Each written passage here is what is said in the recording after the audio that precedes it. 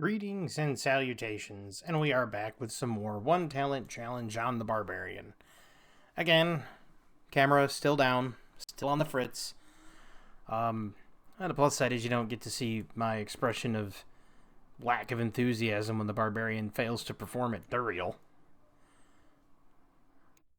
And where we last left this whole adventure, we were going to go into the palace. There's not much of a harem.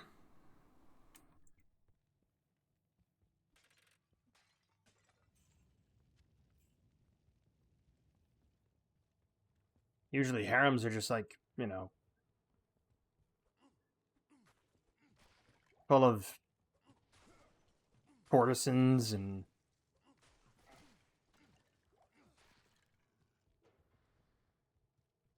I guess full of people, or at least the Sultan. Would Jaren be the Sultan of Loot Ghislaine? I mean, realistically, think about it. He has a harem. Um it's out in the desert. He's got almost like a sultan's turban. Would he be a sultan? Huh. Never really thought about that much. Until just now. And then it's like, well, wait a minute. Because if Jaren's a sultan,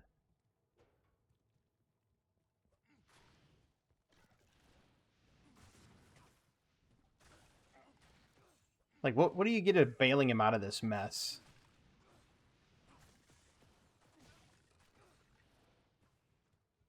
Like realistically, right? You're sitting there and you're helping Jaren by roll right click.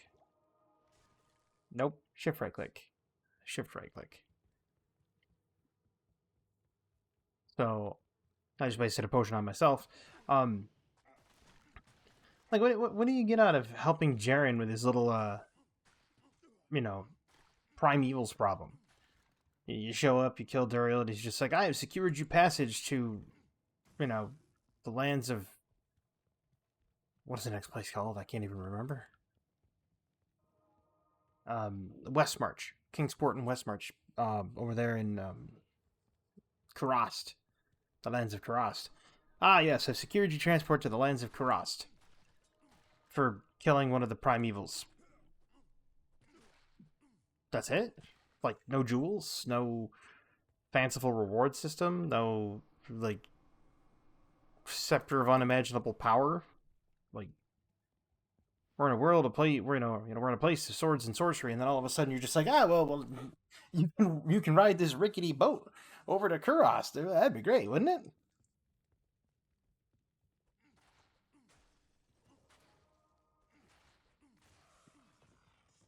When you get there, Barbarian's writing in his journal. Day 1. Me bashy undead thing under cathedral. Day 10. Me bashy skeleton. Big grub-like thing try to kill. Me bash them too. Me ride on floating wood boat to place of tribal people. Me bash tribal people too. It's like what does journal look like? Assuming a barbarian can even write. How do we know he isn't just like trying to communicate through like visceral grunts? I mean, just listen to him. Listen to him use bash. He uses bash and he has visceral grunts. He's sitting there. He sounds constipated.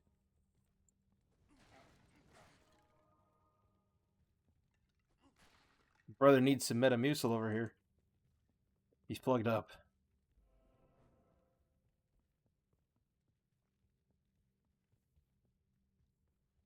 Oh yeah, I can understand it from the lore standpoint, at least from that perspective anyway.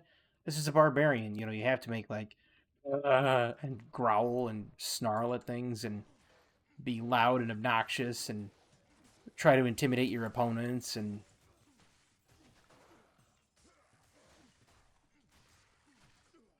I mean, because if you think about it, though, like that would actually be one of the that would actually be probably very demoralizing.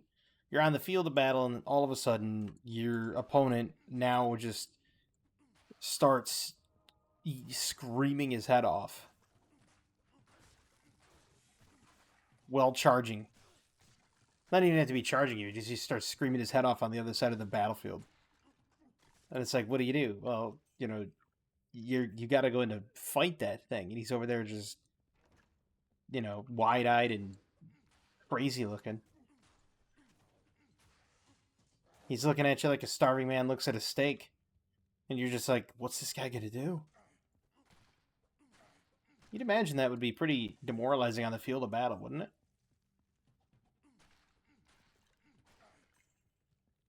I would. I'd sit there and I'd be like, nope, no, we're not gonna fight that battle.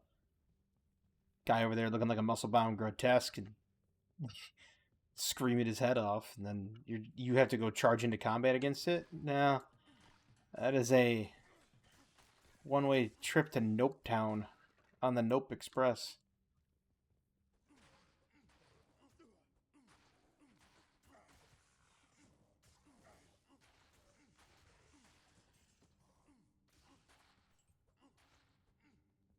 Makes me wonder, how effective was that really in historical battles? Like, realistically. As if you think about it, like, we don't really I haven't really delved into it, but put yourself in the shoes of a historical battle. You got a pack of units where they got long lances and they're well trained, well regimented. They're standing in line. They're awaiting orders. They're advancing slowly. And on the other hand, you got this guy over there, with a bearded axe in one hand, wearing nothing but a wolf hide as a loincloth, wearing what remains of a bear's skull on his head, screaming at you. Um, hmm. It's like, brother, it's like my brother just, over there cut a half of a bear's head off and is trying to wear it as a decorative hat.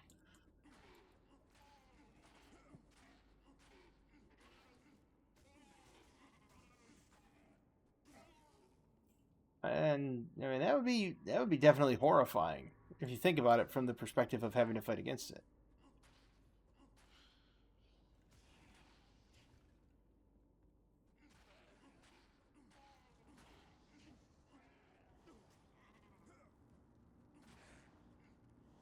But like, I don't know. I'm just sitting here trying to think about like actual historical warfare. You know, you had armored regiments that were walking around, doing marches through snow wearing, you know, a heap of gear, probably 50, 60 pounds of gear, leather tunic, chainmail, plate, not all of them war plate, but heavy, chainmail, tunic, cloth on under the leather tunic, and then that doesn't even include any rations they might have been carrying for themselves personally. Also doesn't include their weaponry. I mean, you're talking 120, 130 pounds worth of kit that he's walking around with. And then after like a 2 mile journey across uneven terrain with no roads, you eventually show up on a field of battle where you now have to essentially throw down your life for your regional lord for some reason or another.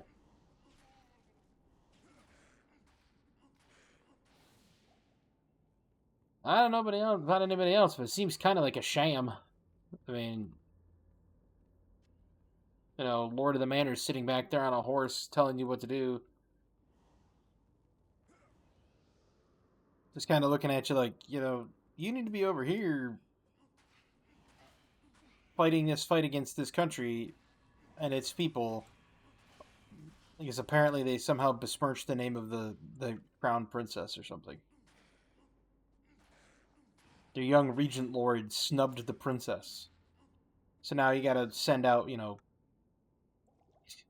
mid 20 something warriors in the tens of thousands to,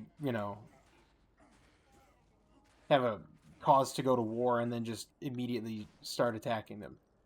It was more than that, though, because realistically speaking, the wars were usually about like people were privateering in the countryside, but they were actual like they were nationals. So like just take for example French and British. You have the French and the British, which warred with each other all the time back in the medieval times.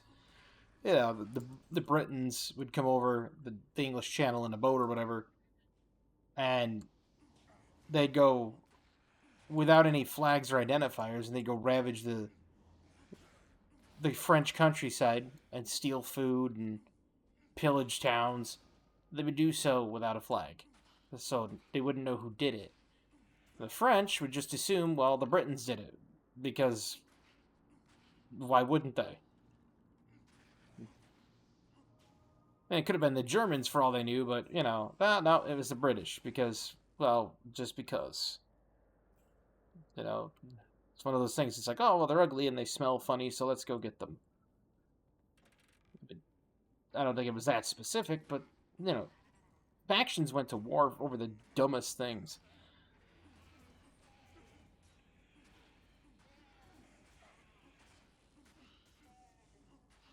I mean, I get it. You're losing farmland, and so not farmland, but you're losing crops that have been produced, which would effectively starve your nation. So that's worth defending. But did they ever think to themselves, "What if we lose?"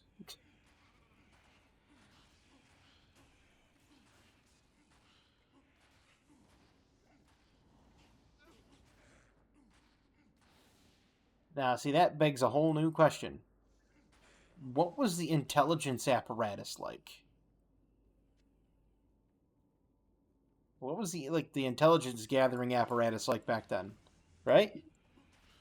Because so you had these people that they didn't really have a means of communication or long lines of communication. And now you have them gathering intel on your opponents. But how much of it was true? And furthermore, how much of it was like real?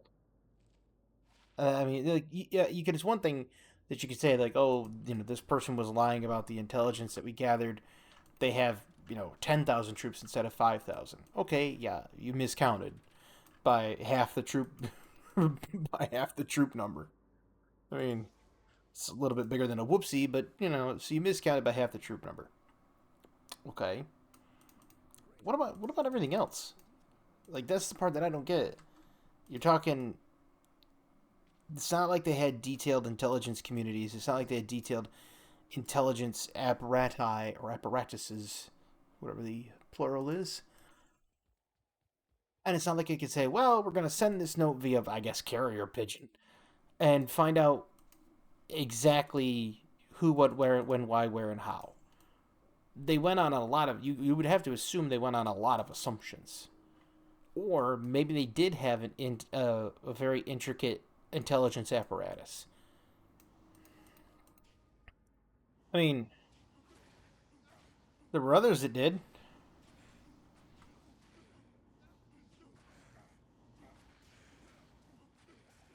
In Shogunate Japan, they had an intelligence apparatus. They used the kunoichi, which was the female ninja. They used that to gather intel. What they would do is they would be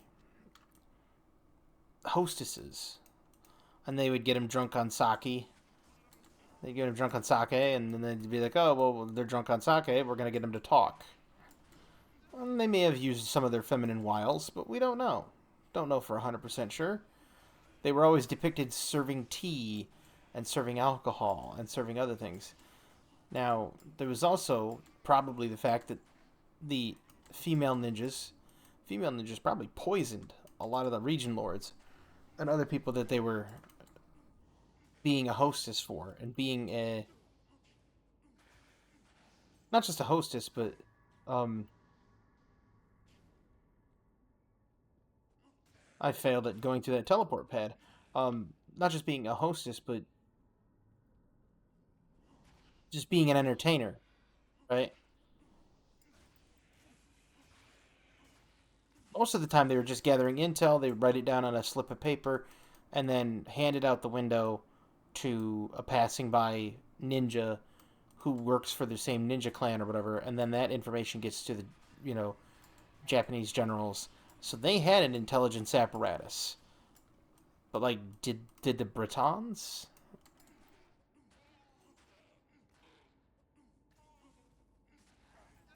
It really is an interesting question, because I mean I don't think that they would have. And if they did, how widespread was it? How meticulous was it? It raises a real question. Like, does it ever talk about that? You ever notice that in history they only talk about like the wars that occurred? Ah, yes, it was a Franco-Prussian War. Cool. So there was a Franco-Prussian War. Nice. But what about everything else that have happened? They never talk about that. Like, how many people were running, stealth missions to try to get uh, information to one another?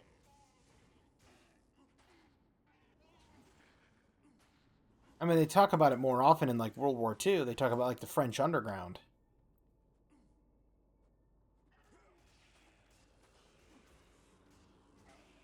So, like, despite what the people could say about the French, and the long-standing joke is obviously they just give up.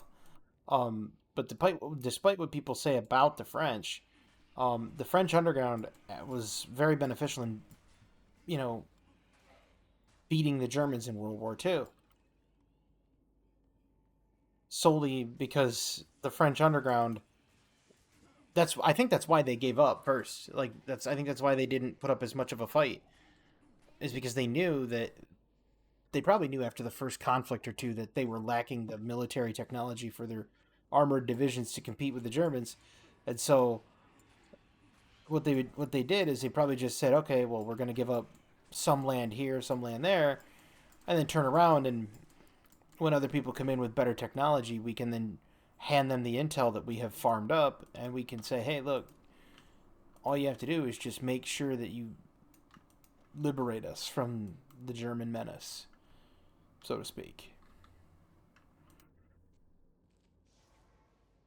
Yeah, the French underground was massive. They never talk about it though, right? It's like with the Civil War. They never talk about anything in the Civil War either. They never talk about how, what it was actually fought over, which was states' rights, by the way.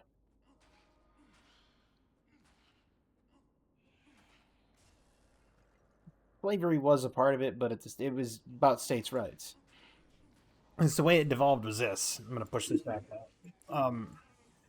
The way it devolved was this: is you had certain states that made it lawful for them to own slaves. Now, the North had all but pretty much abolished slavery wholeheartedly, and the North was trying to force the South into abiding by the same policies,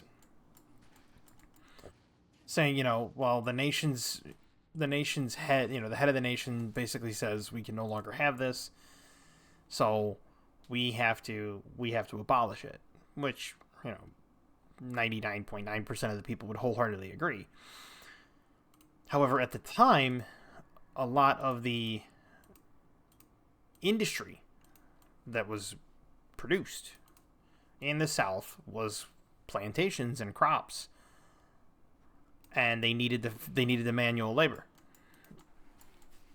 Now, the population in the South was not as dense as it was in the North, and so this is why the slavery kind of stuck around. It was mostly for the agricultural business, and the South was looking at it like, well, wait a minute, if you take away all of our labor force, what are we going to do? And so they, the South brought up, hey, we have states' rights. Our state legislations say it's perfectly fine. We have the right to do so under states' rights. And that's what started it all. The North wanted to impose this rule, broad sweeping rule on the South about what they can and cannot do in their own state. And morality question not even being calculated in here.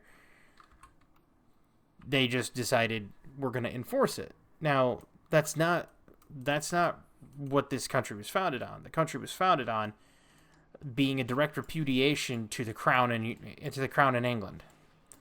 The crown in England had that same unerring power of, we're going to say something and you follow it. So everything here was founded on the direct repudiation of that. So they were trying to push back against British crown rule and anything that looked like it. So when the states' rights came up, they said, well, we have states' rights, so we're going to run our state the way we want to. And it basically devolved into, if you can't handle that, we're out of here. Now, you can tell that this is how the case was, because when the war ended, when the Civil War ended, each side had to give up a concession. And the South conceded slavery and said, okay, well, we'll abolish slavery. But they weren't going to unify with a federalist centralized power. Because that's what was in the North, was a centralized power structure. The centralized power structure basically said they wanted one central thing, like Washington, D.C. I believe Philadelphia was the capital at the time back then, but they wanted the one central point to be where all the legislation happened and all 50 states had to effectively sign on to that. That's not how it works. In fact, it actually works the opposite.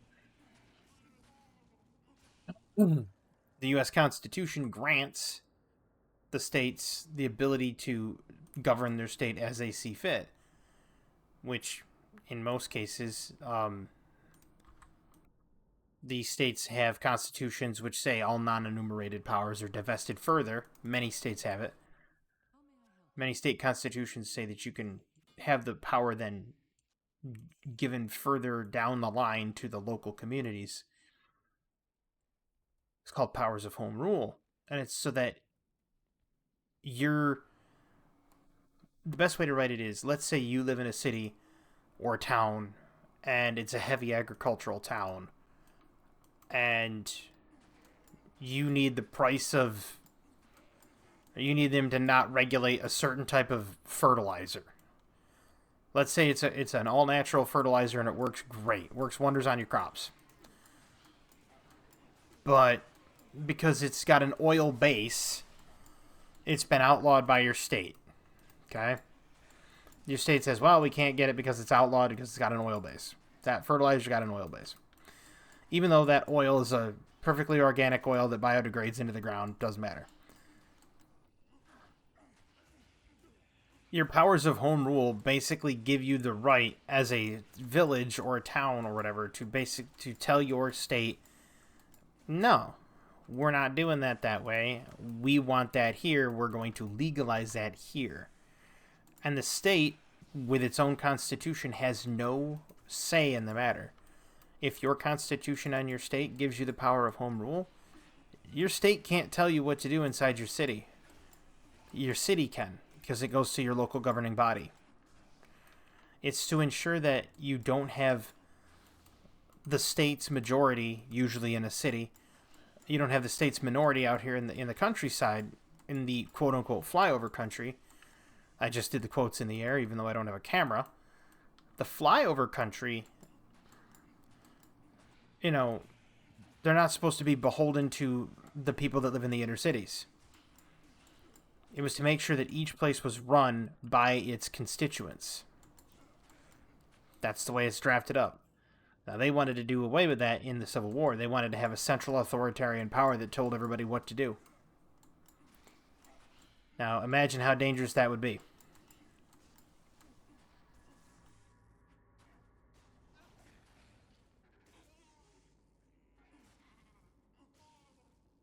A group of people that has no clue about what goes on in your day-to-day life out in your village is telling you that you can't do something in your village because it's no longer legal.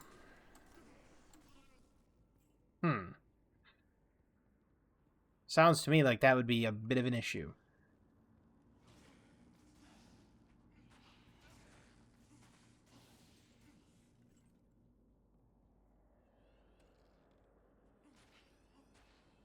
Hence why the devolution of powers exists the way it does.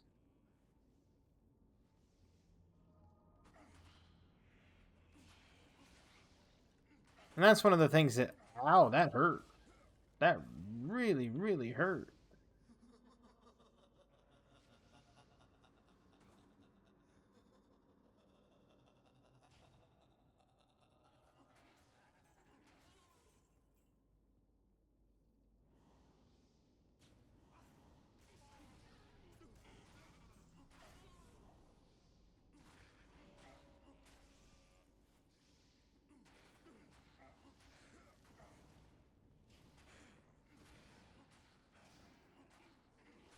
Summoner's being a bit of a dick. He's also kind of weak.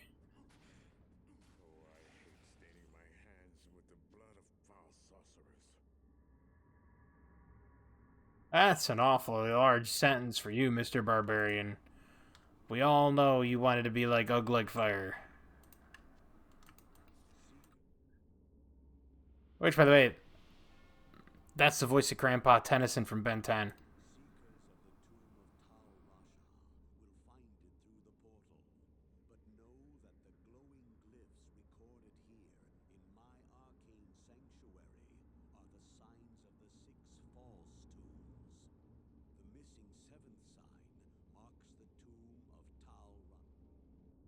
Yeah, I'm talking the old Ben 10, not the new one. You go watch the old Ben 10, that's the voice of Grandpa Tennyson. Same dude. He's just older in Ben 10. A lot older. Glad you found it. Such a shame about those poor harem girls, huh? I shall miss them deeply. I mean, their conversations, of course. Such is always the fate of those who meddle with evil. Hello. Lysander's awesome. He's a crazy old coot. He's not as crazy as oh, what's that?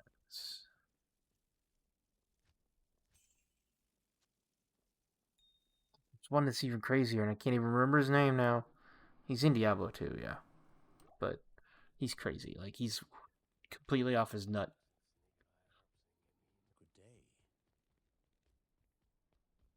And Dragnan's up there speaking in tongues. True to Mattel Rasha is a triangle. Illuminati confirmed.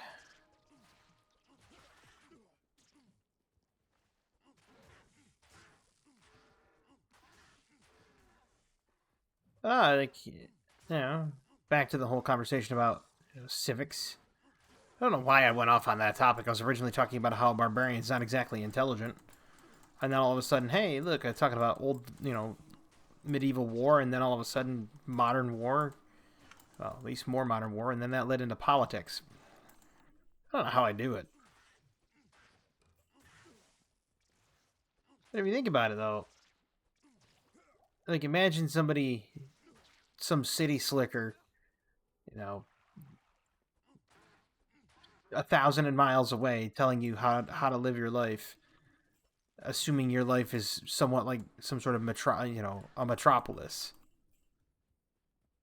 And these people are just completely disconnected from nature. They're just completely disconnected from everything that is like down home. And it's like, you need to step out of your little bubble there in the inner cities, my friend. Step out of your metropolis bubble and Come live out here for a change. You change your tune on a lot of things. For example, you know how they tried saying you couldn't have, so many rounds in a rifle, like, or a magazine. You couldn't have like over 7 rounds in a magazine. They tried pushing like a national limit on magazine rounds, etc. And they say, well, what do you need 22 rounds for? What do you need 50 rounds for? Why do you need 50 rounds in a rifle? Not a single one of those politicians has ever been coyote hunting. Go coyote hunting.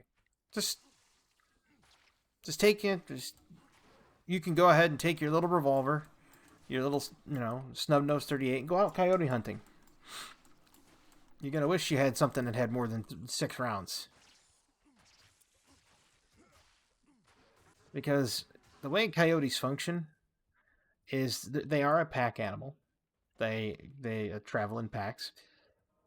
But when you shoot one of the coyotes, the rest of them start charging you. They don't run away.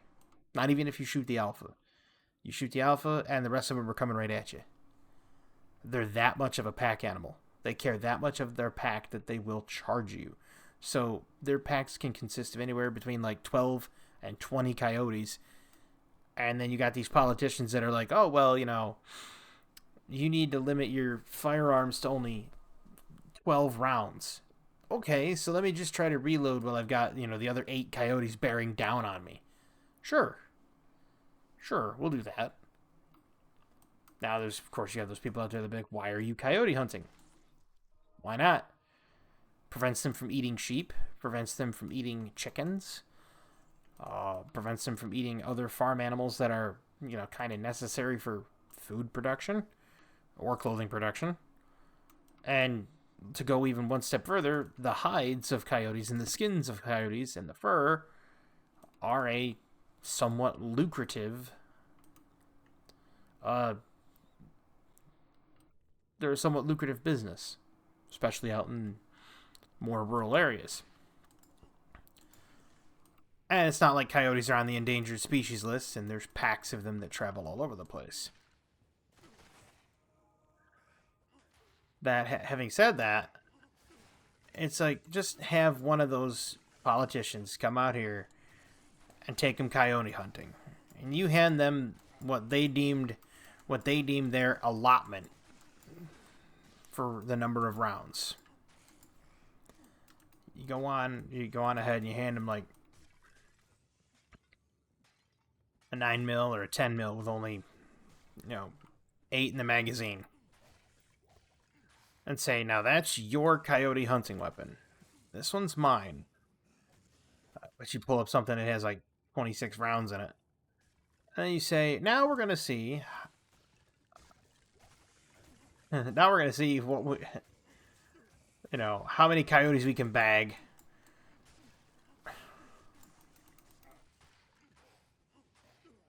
And I'm willing to bet that politician would be he'd be begging you for more rounds real quick.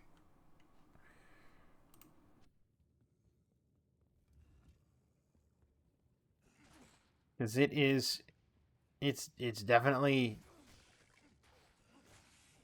it's not for the faint of heart. I'll just say that. It's not for the faint of heart.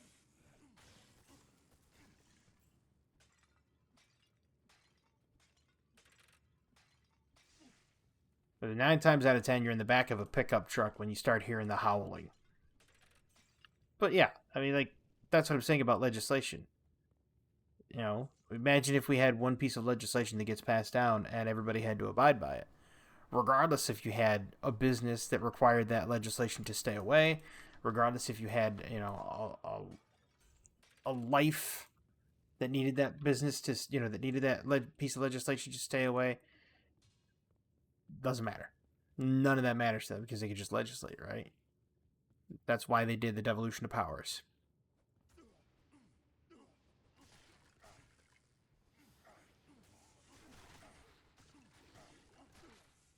That's a little spicy.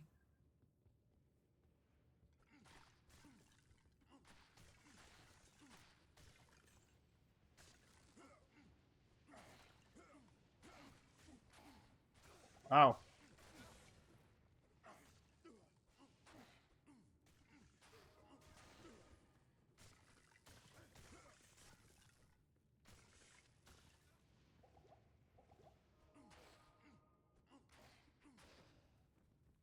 Wow. Look at how much poison damage I have. Look at that. It's just chunking the life down, man. We're gonna try to make it to Duriel before this video's over. We're gonna try. We're gonna try to kill him too. But I'm not 100% certain on that. Because I don't even know. It's 12:24. And I gotta be up for Tai Chi in 8 hours. Well, less than 8 hours. So I gotta get these all produced, all done. Gotta get them uploaded. But we're gonna try it. We're gonna try to get there.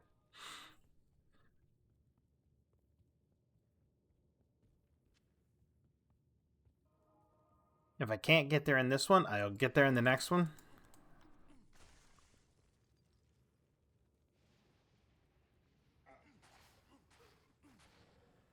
I mean, it's likely that I won't survive Duriel because of the whole Frost Aura slowing my attack speed.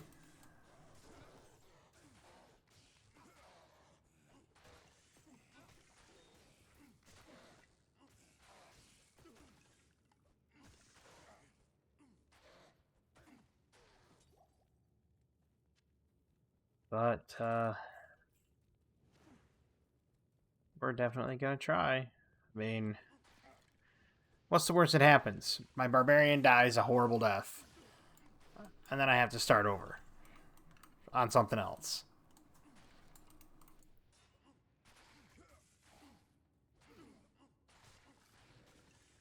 That's the worst that happens.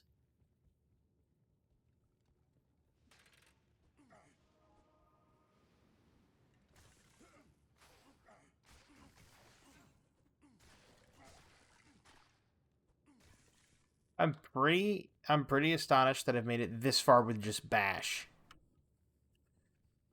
I mean, I didn't think I was gonna make it this far with just Bash. Honestly, didn't think I was gonna make it past Andariel, but here we are.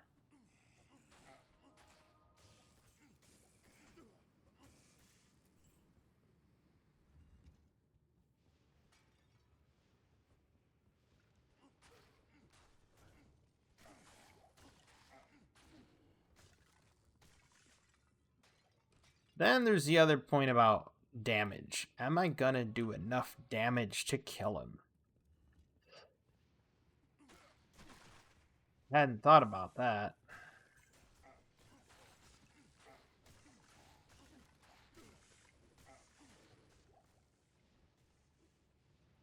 Oh, that's a lot of people.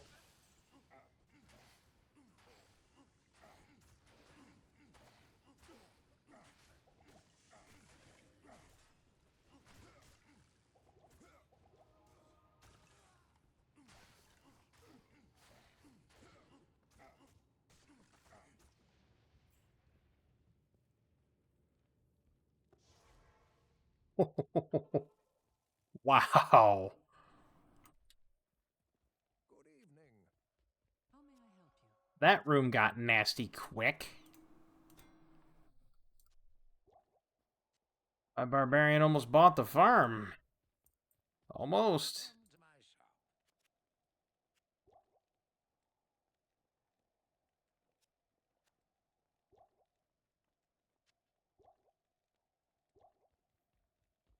Man, this is not going to be easy, I don't think. But we're going to try it. I mean, if Duriel ends up being easier than the actual mobs leading up to it, I'm going to have this Diablo 4 moment, and you might hear like a mild rant. And I mean, okay, so speaking of that, Path of Exile 2 is in early access.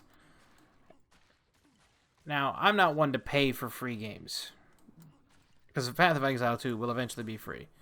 So I am not going to pay for it. Not at all. Not one red cent. Okay, that's a lot of skeletons. And these guys have got to die, otherwise they're just going to keep coming back.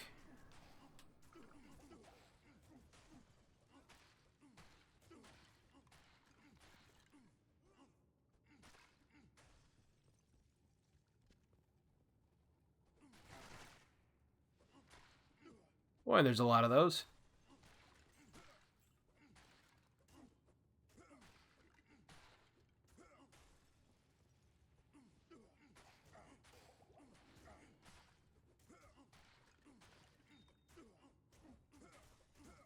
At least now when I kill them, they'll stay dead.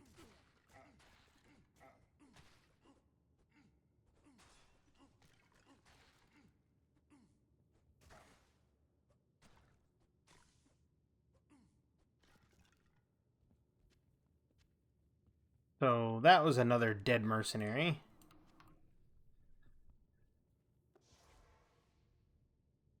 That was a lot of unravelers in that one hallway. That's the only reason it took that long. I have to have the mercenary for Bale. Or Bale, listen to me. Jeez. I have to have the mercenary for Duriel. Because if you don't have him for Duriel, it's death. I think it's going to be death anyway, to be honest with you. I mean, barbarians are not exactly known for their durability. And I've tried to make him as durable as possible. But we're going to do what we're going to do. We're going to see if we can do it. And if we can't, and my barbarian dies, we'll just try again. That's all you can do.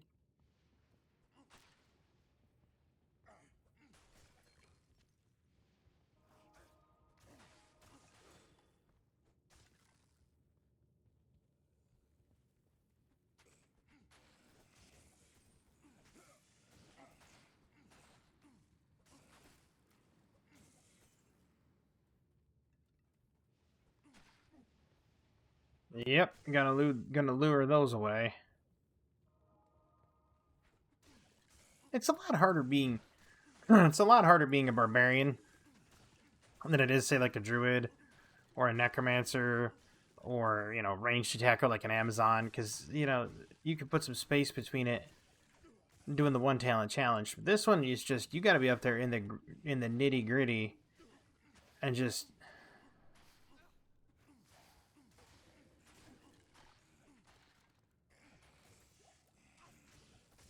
absolutely going hammer down on these mobs.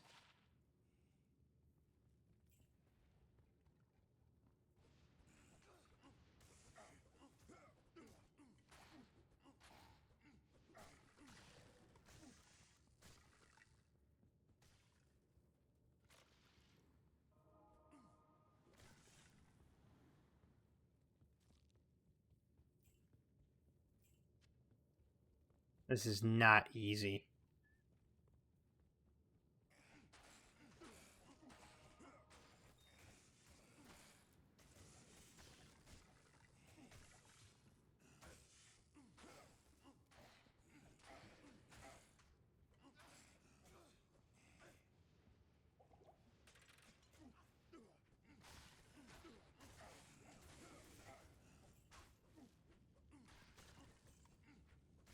I had to immediately get to the back line. Now I have to go help him, otherwise he's going to die.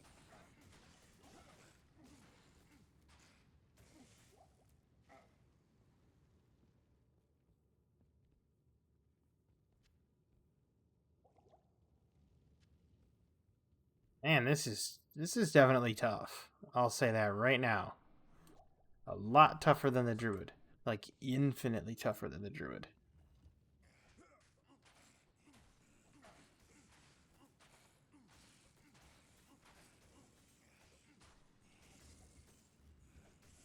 Oh yeah, just wait until Nightmare, till those things ambush me on the other side of the door and I only get a half second before I explode.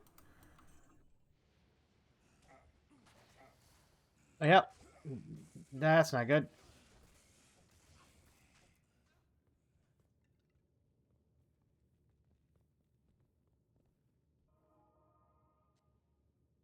Thanks.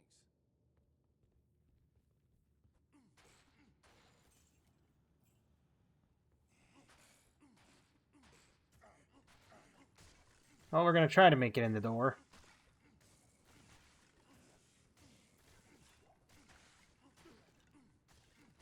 We got like a phalanx formation kind of going in here.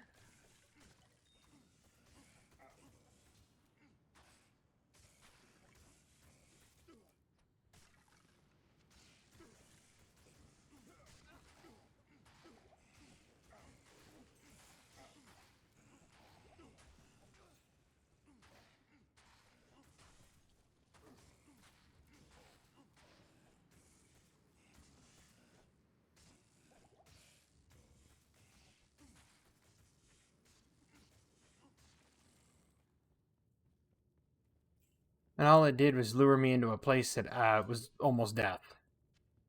Brilliant.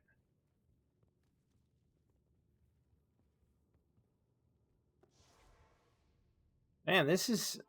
Like, this video is going to run long. This happens every time, you know what I'm saying? Like, every time I'm going to go to do, like, a boss, I'm like, oh, they're right over here. I end up chunking it so hard that I lose my way, or I'm just not going the right way, or it's taking too long, and then the video runs, and it's an hour. And then I feel bad because I'm sitting here, like, patting myself on the back like I'm a professional Diablo 2 player. Haha. Watch me move. And then all of a sudden, yeah, I go the wrong way a half dozen times and I feel like a complete buffoon.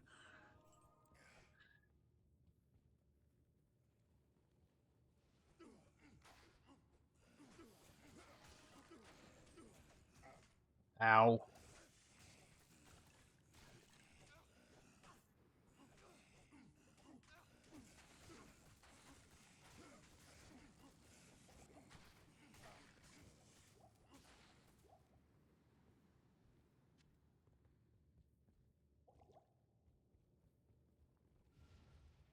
Oh my god.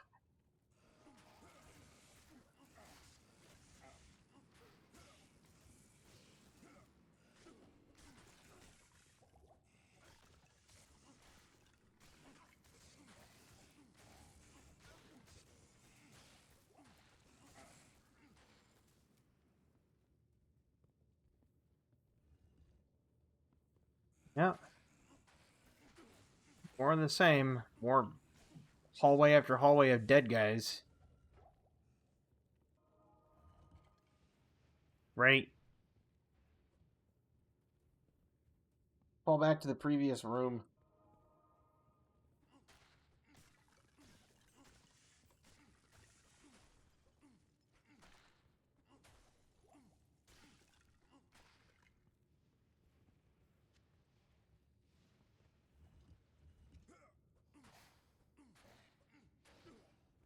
There.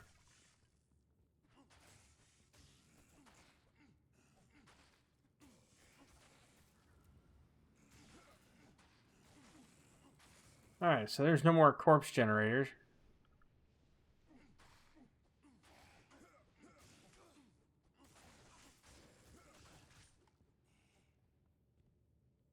He was letting himself be surrounded, and that's bad.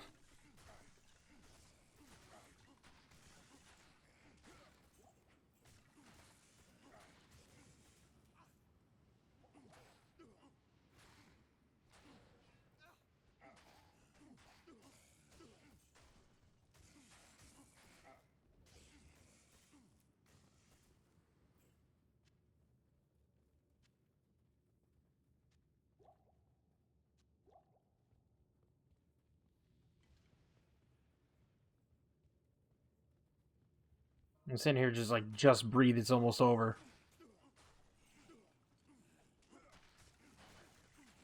Well, at least he feels stronger. And I leveled too, so that's a good thing. I might be able to put another point into stamina and then not explode.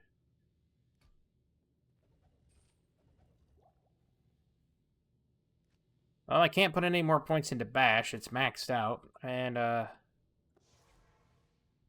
going to load up on potions. We're going to give it the old college try. We're going to see if we can do this. It's... It is an honor to It might be grim. Fire damage and then defense. Yeah. We'll run the small charm.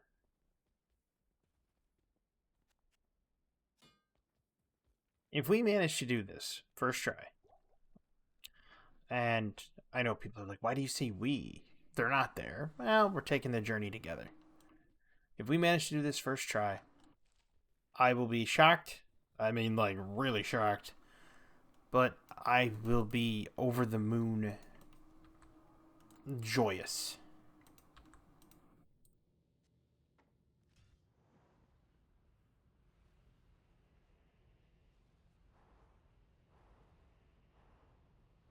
Now,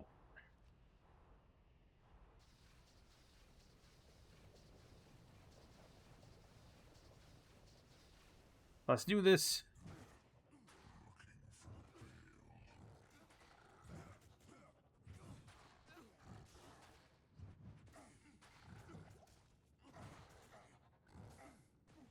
Yeah, this does not look like it's gonna happen.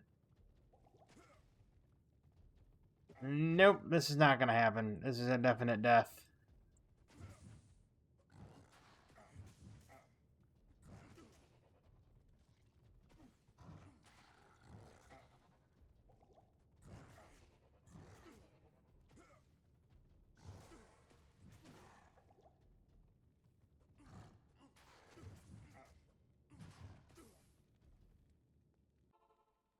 I mean, I could sit there jousting with him and being a portal jockey, you know, jockeying back and forth. I could, but I'm going to lose my mercenary every time. And I don't have the money for that. It's going to get really expensive at 2,000 a pop. Who goes there? 3,000 a pop, I should say. Not to mention all the potions I just burned up. I'm going to give it one more college go. Good day. And honestly, I'm thinking of just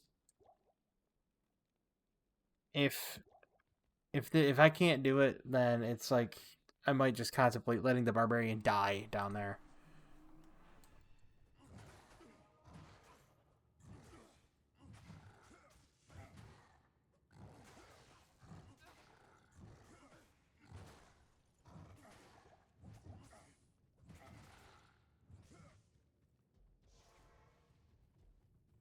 Oh, I don't want to die.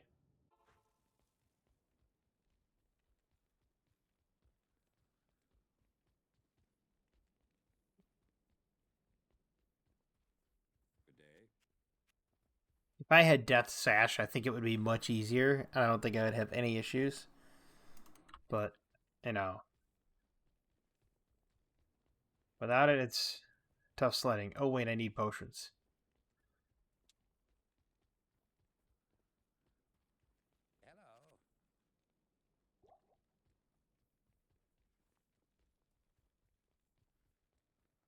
Hello. Well, we're going to see.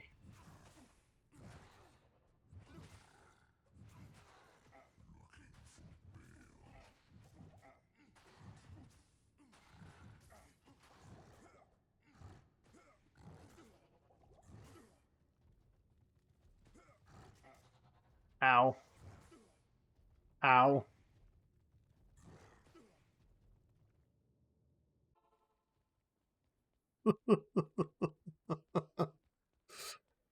Yike. Greetings. I mean, we're doing damage to him, so that's not the problem. The problem is it's just not Bale. Duriel's overtuned. Help. He's always been overtuned. I mean, Bash does up to 132 damage. I don't know. I'm not gonna have the money for this, am I?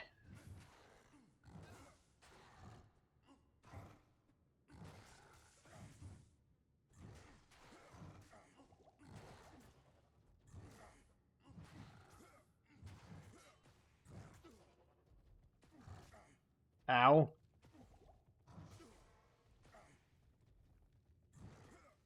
Ow.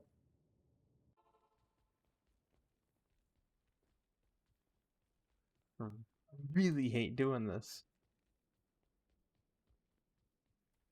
Who goes there? I'm gonna be out of money. 100% out of money. Can already hear now. You shouldn't have gambled. Yeah, well, you know, is what it is, I guess. There's nothing the right potion can't cure. You can't cure death, Lysander. Can't cure death.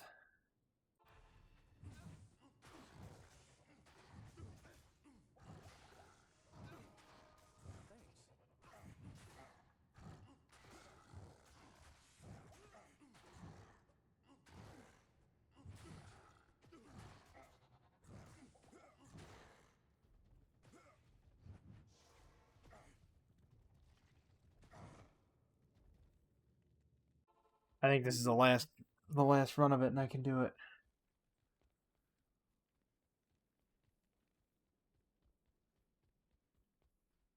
Greetings.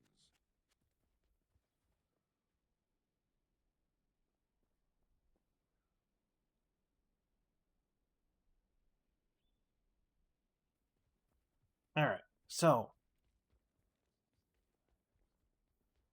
I need to grab some more potions.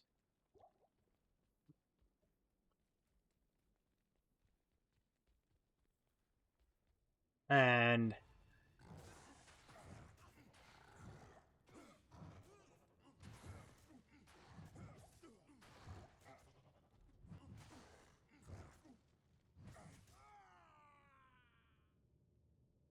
then die because I didn't run away in time. And now he's dead. Well,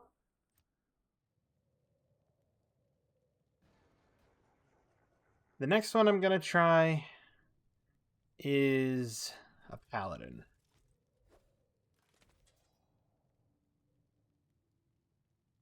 And keeping with the theme, we name him OTC Paladin.